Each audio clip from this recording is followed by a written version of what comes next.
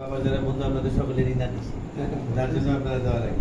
তো এই কারণে আমার আসলে একটু আসতে দেরি হয়ে গেছে, বা যেটাই হোক, তো আপনাদেরকে সকলকে আমার অন্তরস্থল হতে আন্তরিক শুভেচ্ছা এবং ধন্যবাদ জানাতে চাই আমাদের উপর বিশ্বাস রাখার জন্য, আস্থা রাখার জন্য। নির্বাচনকে কেন্দ্র করে আমাদের অনেক ষড়যন্ত্র ছিল, অনেক ধরনের গুজব ছিল। অনেকে বলছিলেন যে ইলেকশনটা স্বচ্ছ হবে না, বা ভোট কেন্দ্রে গিয়ে লাভ হবে না, ভোট দিলেও যে চেয়ারম্যান হবে, না দিলেও সেই হবে, বা কেউ এক ভোট পেলেও চেয়ারম্যান হবে, বা নাগরপুর থেকে জোর করে ডিক্লেয়ার দিয়ে নিয়ে যাবে, এই ধরনের অনেক কথা ছিল, তাই না? এই সকল জিনিসই ছিল কি, আমাদের যে জননেতা খন্দকার আব্দুল বাতেন, তাকে নাগরপুরের মানুষ ভালোবাসে, তাদের অন্তরের লোক তিনি। তো তার সন্তান যখন তাদের সামনে এসে দাঁড়িয়েছে, তাকে তারা অন্তর ভরা ভালোবাসা দিয়ে ভোট দিতে চেয়েছে। তো এই যে একটা জ্বর ছিল, এই জ্বরটাকে আটকানোর জন্য এই যে একটু আগে আমি যে কথাগুলো বললাম, নানাবিধ গুজব, এগুলো তারা ছড়িয়েছে।